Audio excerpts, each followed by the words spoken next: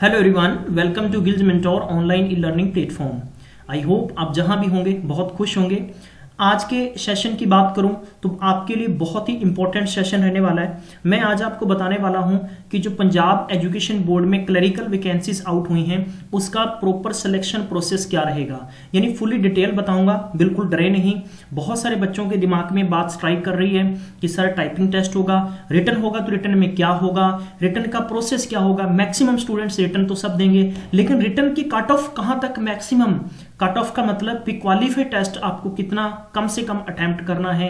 तो इन सभी जो उलझे हुए पॉइंट्स हैं मैं आपको आपके सारे डाउट्स क्लियर करने वाला हूं। सबसे पहले तो आज इस वीडियो की शुरुआत करने से पहले आपको जितने भी गिल्ज मेंटोर फैमिली के मेंबर हैं और जितने भी लोग इस वीडियो को देख रहे हैं, आप सबको गिल्ज मेंटोर की तरफ से तय दिल से हैप्पी दिवाली। और हम उम्मीद करते हैं कि जब 2019 की दिवाली आएगी उससे पहले पहले आप डेफिनेटली गवर्नमेंट जॉब लगने वाले हो।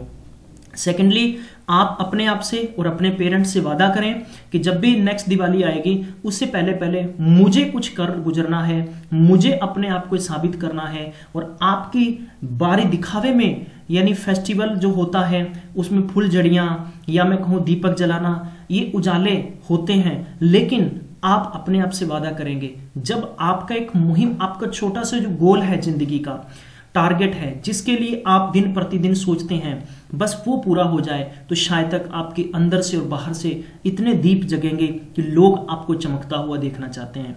तो प्यारे बंधु, गुड न्यूज थी जो मैंने आपको सबसे पहले गिल्ज मेंटोर ने आप तक इंफॉर्मेशन दी थी। पीएससीबी में सिलेक्शन प्रोसेस की बात करेंगे। डाटा कम इंटरप्रेटर की जो वैकेंसीज आउट हुई हैं, टोटल 50 पोस्ट हैं। ये वैकेंसीज बढ़ भी सकती हैं। जो मैंने आपको दिया था पॉइंट की अपकमिंग सून, तो इसकी मैं टोटल डिटेल आपको दिखाना चाहता हूं। उससे पहले बताना चाहता हूं कि आपने अगर गिल्ज मेंटोर को अभी तक सब्सक्राइब नहीं किया तो जल्दी से सब्सक्राइब कर लें और बेल आइकन को दबाना बिल्कुल भी नहीं भूलें, ठीक है। उसके साथ में आप शेयर करना बिल्कुल नहीं भूलें, कि कंजूसी नहीं होनी चाहिए। आप जैसे लाखों स्टूडेंट्स पंजाब में गवर्नमेंट जॉब का इंतजार कर रहे थे, तो मैं सबसे पहला क्वेश्चन आपका कवर करूंगा, ठीक है, कि ये कॉन्ट्रेक्चुअल बेस्ड जॉब है या ये परमानेंट जॉब है। प्यारे बंधुओं, परमानेंट जॉब रहेगी। 3 साल का जो आपका अस्थायी तौर पर प्रोविजनल पीरियड है वो आपका कंप्लीट होगा। 3 साल के बाद में आप परमानेंट जॉब पर हो जाएंगे, ठीक है। इसमें बिल्कुल डरे नहीं, निसंकोच आपको अपने आप को तैयार। और सबसे पहला क्वेश्चन आपका यही था, ठीक है। तो ये कॉन्ट्रैक्ट जॉब बिल्कुल भी नहीं है, परमानेंट जॉब है। उसके बाद में बताऊं, सेकंड क्वेश्चन बच्चों के दिमाग में ये चल रहा है कि सर पटवारी की वैकेंसी कब आएगी, सर फूड सप्लाई इंस्पेक्टर की वैकेंसी कब आएगी। मैं आपको एक ही बात कहता हूं, गिल्ज मेंटोर के साथ जुड़े हैं तो ये हमारा फर्ज बनता है आप तक सबसे पहले इंफॉर्मेशन देना। वैकेंसीज नवंबर में या दिसंबर में एक्सपेक्टेड है आउट होंगी, ठीक है। अपने आप की तैयारी करें, बेशर्ता आप ये इंतजार मत करें कि कब आएगी कब नहीं। तो ये इसकी ऑफिशियली साइट पर नोटिफिकेशन आ गया है। सबसे पहले तो क्वेश्चन आता था कि टोटल वैकेंसीज रिपीट कर दूं, 50 हैं, 50, ठीक है। तो ਤੁਹਾਨੂੰ ਇੱਥੇ ਆਲਰੇਡੀ ਦਿੱਤਾ ਹੋਇਆ ਹੈ ਕਿ ਪੰਜਾਬ ਸਕੂਲ ਸਿੱਖਿਆ ਬੋਰਡ ਵਿੱਚ ਕਲਰਕ ਕਮ ਡਾਟਾ ਐਂਟਰੀ ਆਪਰੇਟਰ ਦੀਆਂ 50 यानी 50 ਅਸਾਮੀਆਂ ਦੀ ਭਰਤੀ ਲਈ ਯੋਗ ਉਮੀਦਵਾਰ ਵੱਲੋਂ ਬੋਰਡ ਦੀ ਵੈਬਸਾਈਟ www.epsc ਤੇ ਤੁਹਾਨੂੰ ਸਾਰੇ ਦੇ ਸਾਰੇ ਲਿੰਕ ਪ੍ਰੋਵਾਈਡ ਕੀਤੇ ਗਏ ਆ, ਠੀਕ ਹੈ। ਡਿਸਕ੍ਰਿਪਸ਼ਨ ਬਾਕਸ ਦੇ ਵਿੱਚ ਤੁਹਾਨੂੰ ਲਿੰਕ ਦਿੱਤਾ ਗਿਆ ਗਾਇਜ਼। ਕੋਈ ਵੀ ਡਾਊਟ ਹੁੰਦਾ ਤੁਸੀਂ ਚੈੱਕ ਕਰ ਸਕਦੇ ਹੋ, ਅਦਰਵਾਈਜ਼ ਤੁਸੀਂ ਮੈਨੂੰ ਕਮੈਂਟਸ ਭੇਜ ਸਕਦੇ ਹੋ। 10 ਤਰੀਕ ਤੋਂ यानी 10 ਨਵੰਬਰ ਤੋਂ ਲੈ ਕੇ 27 ਨਵੰਬਰ ਤੱਕ ਲਿੰਕ ਓਪਨ ਰਹੇਗਾ ਕਿ ਤੁਸੀਂ ਆਨਲਾਈਨ ਫਾਰਮ ਭਰ ਸਕਦੇ ਹੋ, ਠੀਕ ਹੈ ਗਾਇਜ਼। ਇਹ ਸਭ ਤੋਂ ਵੱਡੀ ਇਨਫੋਰਮੇਸ਼ਨ ਹੈ, ਤੁਸੀਂ ਬਿਲਕੁਲ ਕਲੀਅਰ ਹੋ ਜਾਓ ਆਪਣੇ ਦਿਮਾਗ ਤੋਂ ਸ਼ਾਂਤ ਤਰੀਕੇ ਨਾਲ। ਬਹੁਤ ਜ਼ਿਆਦਾ ਬੱਚੇ ਡਰੇ ਹੋਏ ਹੈ ਕਿ ਕਿੱਦਾਂ ਹੋਏਗਾ, ਕੀ ਹੋਏਗਾ, ਠੀਕ ਹੈ ਜੀ। ਸੈਕੰਡਲੀ ਗੱਲ ਕਰਦੇ ਹਾਂ ਸਿਲੈਕਸ਼ਨ ਪ੍ਰੋਸੈਸ ਦੀ। ਤਾਂ ਤੁਹਾਨੂੰ ਮੈਂ ਦੱਸਿਆ ਸੀ ਕਿ ਤੁਹਾਡੀ ਡਿਗਰੀ ਕੰਪਲੀਟ ਹੋਣੀ ਚਾਹੀਦੀ ਹੈ, ਉਹ ਕਿਸੇ ਵੀ ਯੂਨੀਵਰਸਿਟੀ ਤੋਂ ਹੋਵੇ ਜਾਂ ਇੰਸਟੀਟਿਊਸ਼ਨ ਤੋਂ ਹੋਵੇ, ਲੇਕਿਨ ਕੰਡੀਸ਼ਨ ਇਹ ਹੈ ਕਿ ਰਿਕਗਨਾਈਜ਼ਡ यानी मान्यता प्राप्त होनी चाहिए है। सैकेंडली यानी ਤੁਹਾਨੂੰ 100 यानी 120 ਆਵਰਸ यानी 120 ਘੰਟਿਆਂ ਦਾ ਆਪਾਂ ਇੰਜ ਕਹਿ ਸਕਦੇ ਹਾਂ, 120 ਘੰਟਿਆਂ ਦਾ ਤੁਹਾਡੇ ਕੋਲੇ ISO ਮਾਰਕਾ, ठीक है, ISO प्रमाणित तो सर्टिफिकेट होना चाहिए, ठीक है। बेसिक्स लेवल का सर्टिफिकेट्स होंगे। अदरवाइज तुहाडे कोले अगर नहीं है तो computer information technology course equivalent O level का सर्टिफिकेट होना चाहिए, या सैकेंडली जिन्हों ने BTech की हुई है कंप्यूटर साइंस के वो स्टूडेंट्स को कोई जरूरी नहीं है, उन्होंने एलिजिबल नहीं। थर्ड जो तुहानू दी हुई है कि qualified type test in the both language English और हिंदी, माफ करना पंजाबी, ठीक है।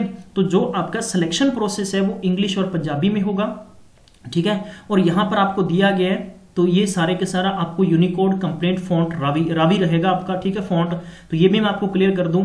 और जो आपकी स्पीड है ये ਤੁਹਾਨੂੰ ਉੱਥੇ ਦਿੱਤੀ ਗਈ ਹੈ ਗਾइज, ਤੇ 30 ਮਿੰਟ ਪਰ ਸੈਕਿੰਡ, ਠੀਕ ਹੈ। ਇਹ ਤੁਹਾਨੂੰ ਦਿੱਤਾ ਗਿਆ 30 ਵਰਡ ਪਰ ਮਿੰਟ ਦੇ ਅਕੋਰਡਿੰਗ ਦਿੱਤਾ ਗਿਆ, ਮਾਫ ਕਰਨਾ ਜਰਾ, ਠੀਕ ਹੈ।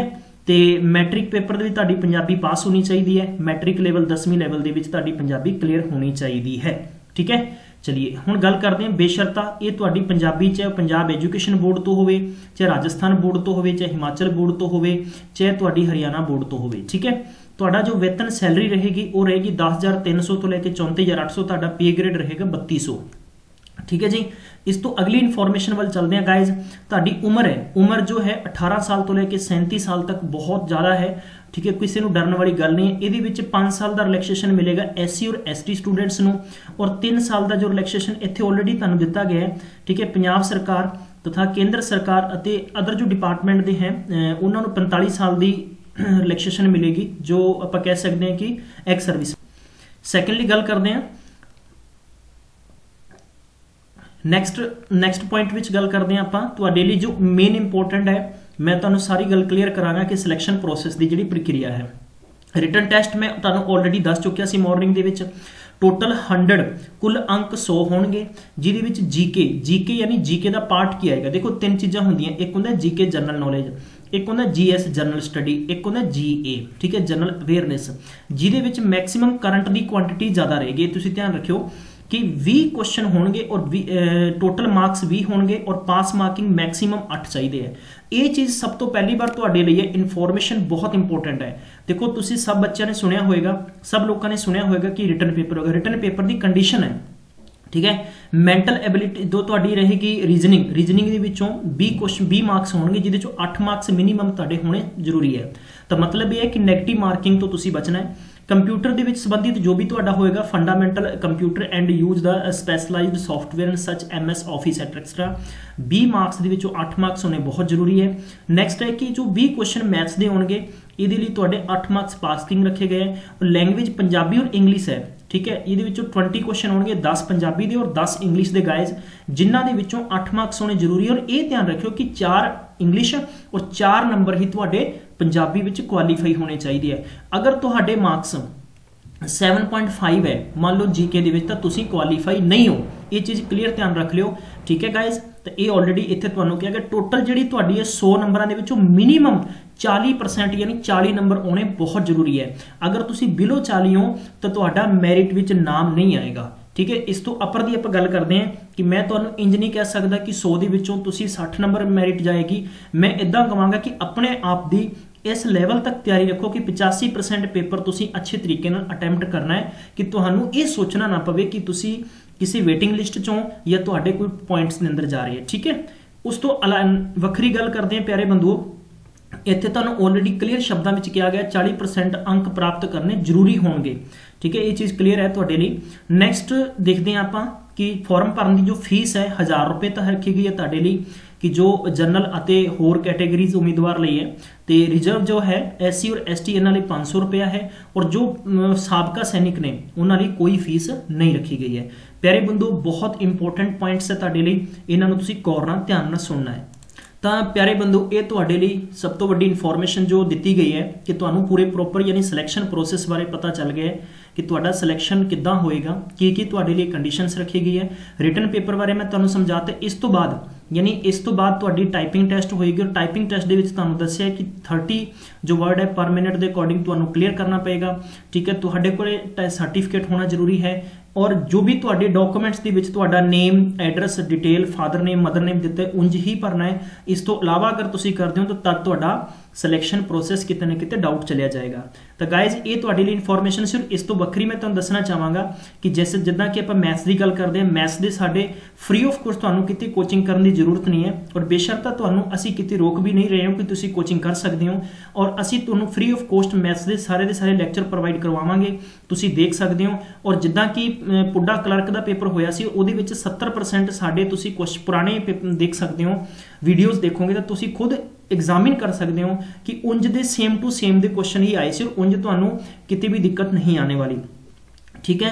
गल करते हैं जितों तक करंट दे, करंट असी हर वीकली कवर करते हैं और मंथली भी कवर करते हैं। तुसी बहुत ईजी नाल फ्री ऑफ कॉस्ट अपने घर बैठ के कोचिंग कर सकते हो। जीएस गल करते हैं कि उस तो इलावा जैसे इंडिया जीके दी है, पंजाब जीके दी है, तो पंजाब का करंट अफेयर डिस्क्रिप्शन बॉक्स के विच तुसी देख सकते हो। वीडियो के नीचे तुहानू सारे लिंक दिते गए, तुसी घर बैठे आराम नाल निसंकोच निशुल्क विदाउट एनी पैसा लाया फ्री ऑफ कॉस्ट घर बैठे पढ़ सकते हो। ये साडी तुहाडे नाल गारंटी है, एक प्रोमिस करते हैं कि असी तुहानू पूर्ण तौर पर सारा का सारा स्टडी मैटीरियल प्रोवाइड करवाते रहांगे और मैक्सिमम स्टूडेंट्स तक शेयर कर दो ताकि हर एक स्टूडेंट तक इन्फॉर्मेशन पहुंच जानी चाहिए है। गाइज ये तुहाडी जिम्मेदारी है, गिल्ज मेंटोर नाल इदां ही प्यार करते रहो। और तुहानू वापस तो मैं कहना चाहांगा कि गिल्ज मेंटोर की तरफों तुहानू सारे नू और तुहाडी फैमिली नू हैप्पी दिवाली और खुश रहो। पटाखा बिल्कुल घट चलाओ और किसी नू इदां दी तकलीफ ना दो जिस करके कि तुहानू लगे कि किसी नू तकलीफ हो रही है। अपने आप दे विच खुश रहो। और गिल्ज मेंटोर हमेशा दिवाली के त्यौहार ते कोई भी त्यौहार आता है, असी हमेशा एक काम करते हैं कि साडी एक मुहिम रहिंदी है बहुत छोटी जी, असी स्वीट्स उन्हां गरीब परिवारां नू वंडदे हुंदे हैं कि जिन्हां दी उम्मीद कम से कम एक हर एक इंसान तो होंगी है। तो कोशिश तुसीं इंज करो, सब मिल के खाओ, सब मिल के हसो, मिल के रहो, यही साडा प्यार होना चाहिए। और थैंक यू सो मच तुसीं सानू टाइम दिता। मैं नैक्सट वीडियोस तुहाडे लई मिलांगा, तब तक अपना ख्याल रखो और पढ़ते रहो। और डिस्क्रिप्शन बॉक्स चेक करना नहीं भूलना, शेयर भी जरूर कर दिओ।